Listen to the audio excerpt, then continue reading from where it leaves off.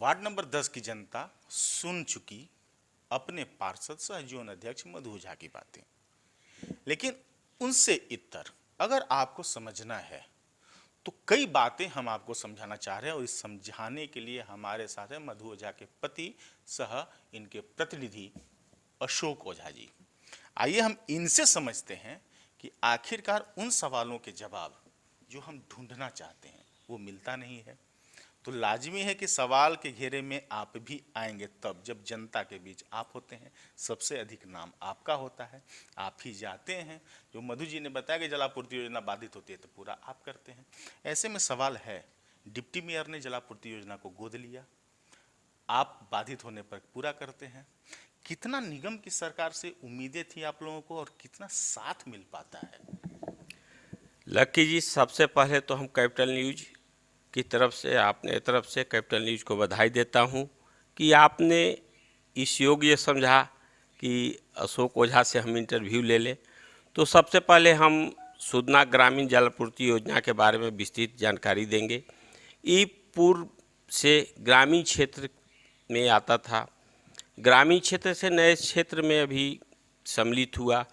इसका संचालन अभी ग्रामीण क्षेत्र से ही चलता था, लेकिन एक हम लोग कमेटी बना करके हम लोग इसको सुचारू रूप से चलाने के लिए इसके अध्यक्ष मधु ओझा, सचिव सुशीला देवी और कोषाध्यक्ष धीरेन्द्र पांडे जी को हम लोगों ने बनाया है।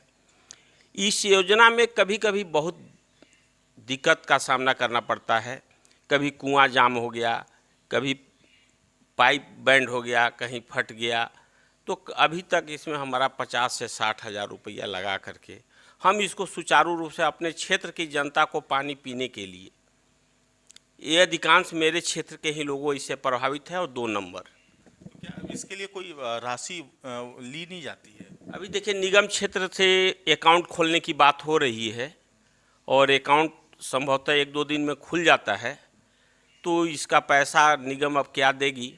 अगर अशोक ओझा अगर पैसा लगाते हैं, मधु ओझा अगर पैसा लगाती है, कमेटी पैसा लगाती, निगम से क्या मिलता है आप लोग? क्या निगम अभी का हुआ निगम था? से कुछ, निगम से अभी लक्की जी कुछ भी नहीं मिल रहा है।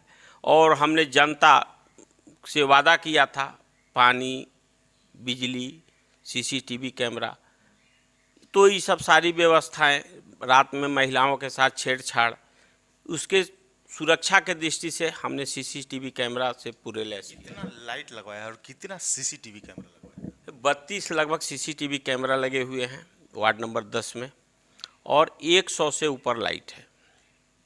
100 से ऊपर लाइट यानी कि लगभग तकरीबन 3 से 4 हजार की लागत होगी। 100 अगर हैं तो 3-4 लाख रुपए, मतलब लाखों रुपए खर्च कर चुके हैं। ऐसे में सवाल बनता है कि आखिरकार इन लाखों रुपए का खर्च करने के पीछे क्या सोच होती है? जनता की ऐसी क्या सामना करने पर, जनता के पास जाने पर क्या ऐसा महसूस करते हैं कि इतना रुपया खर्च करना आप समझते हैं कि जरूरी है? देखिए मैंने, ये आमतौर पे लोग सीधे बहाना बनाते हैं कि मेरे पास फंड नहीं है, हमको उस निगम से कुछ मिल नहीं रहा है। नहीं, लोग देखिए पहले यहाँ पर क्षेत्र जो था ये रिजर्व क्षेत्र था और मुखिया भी जो जीतते थे पूर्व में, तो लोग मान लीजिए कि उसको सपोर्ट किए, तो लोग कहता था कि बदल जाता है। तो इस बार क्षेत्र जो है सो कि लोग, आप तो नहीं कहिएगा कि हम बदले हैं, सो इस बार आप चुनाव लड़िए और हम आपको जो है सो प्रतिनिधि के तौर पर हम लोग खड़ा करना चाह रहे हैं। और जनता का भरपूर समर्थन प्यार मिला और मुझे वन साइडेड वोट देकर, जो कि मेरा कास्ट का मात्र यहाँ 75 वोटर है, लेकिन सारे लोग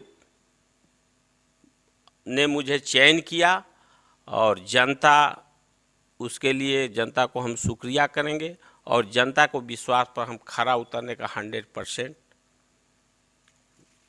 कोशिश करेंगे। एक बात हमें बताइए, जैसे कि आमतौर पे मधु जी ने इनकार कर दिया, आवास योजना में पैसे नहीं ले आते हैं, लेकिन इस तरह से बातें हमेशा आती हैं हमारे पास और इसके पास, हमारे पास प्रमाण भी होते हैं, क्योंकि हमने ऑपरेशन भ्रष्टपालिका भी चलाया है, अभी भी हम अभी घूम रहे हैं, लोगों से बातें कर रहे हैं। क्या वाकई में पैसा नहीं लिया जाता है, या फिर आप लोगों ने जब जनता के पास जाते हैं, जिनका आवास होता है, उन लाभों के पास जाते हैं तो मना करते हैं कि पैसा नहीं देना है? देखिए, और लकी जी दूसरे वार्ड का तो हम तुलना नहीं करेंगे। मैं अपने वार्ड में पूर्ण रूप से, आप भी जाकर के तहकीकात कर सकते हैं, न निगम का कर्मी न पैसा एक लेता है, न हम पैसा लेने के पक्ष में हैं, न पैसा देने के पक्ष में हैं, और निगम के कर्मचारियों के द्वारा भरपूर हमको सहयोग मिल रहा है। और जो भी हम कॉल करते हैं कि फलाने आवास को देखना है, फलाने आदमी का पैसा नहीं गया है, तो मनोरंजन सिंह आते हैं, बेचारे तुरंत फ़ोटो खींच के ले जाएंगे और तुरंत उसका काम करेंगे। पैसा मेरे वार्ड में न कोई ले रहा है और न दे रहा है। मेयर, डिप्टी मेयर, नगर आयुक्त, एक समाज सेवी होने के नाते जब जनता के बहुत सारी शिकायतें आती हैं तो उन शिकायतों के बीच को दूर करने के लिए, उनके निवारण के लिए आप कहाँ पाते हैं कि मेयर, डिप्टी मेयर, नगर आयुक्त कितने आपके लिए सहयोगी बनते हैं? देखिए, मेयर, डिप्टी मेयर, नगर आयुक्त, पर्सनली अगर हम जाते हैं किसी भी काम के लिए तो मुझे इनकार तो नहीं होता है। नगर आयुक्त का पूरा समर्थन, मेयर मैडम का पूरा समर्थन, और मेरे छोटे भाई मंगल भाई का तो समर्थन ऐसे ही हमको प्राप्त होता है।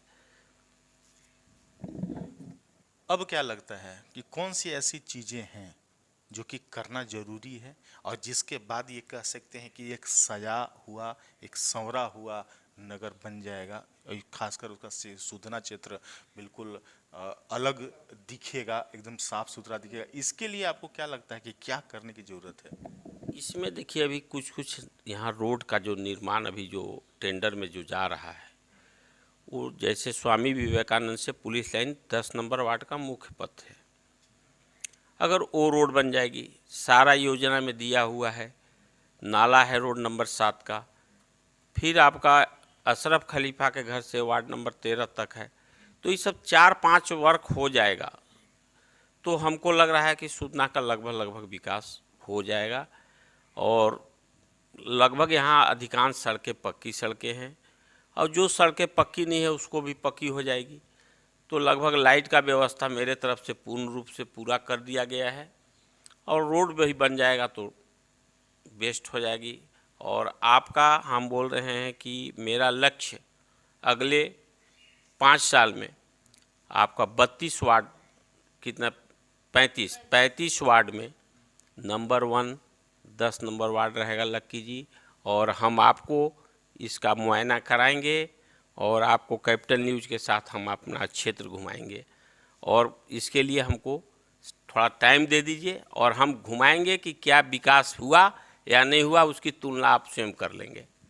बिल्कुल, तुलना के लिए और पड़ताल के लिए तो हम जाने ही जाते हैं, लेकिन इन सबसे इतर बात वही कि नंबर है 10 वार्ड का, लेकिन बनाना है नंबर 1, और इसका दावा अशोक ओझा ने ठोका है। प्रतिनिधि भले ही मधु ओझा के हैं, लेकिन एक ही मकसद है कि हम नंबर 1 बने रहें, और इसके लिए जो तैयारी है, जो कवायद है, वो तो दिखाई पड़ ही रही है। जब निगम से कुछ मिलना नहीं, उसके बावजूद निजी खर्च से इतनी व्यवस्था करना तो लाजमी है। उम्मीद करते हैं कि नंबर 1 बने, लेकिन इस नंबर 1 के इस रेस में हर कोई शामिल हो, हर कोई अपने वार्ड क्षेत्र को नंबर 1 बनाए, तभी जाकर नगर निगम एक स्वच्छ, स्वस्थ और सुंदर शहर बनकर के उभरेगा। हम कह पाएंगे पलामू जिला मुख्यालय मेदनगर पलामू का एक मॉडल सिटी है।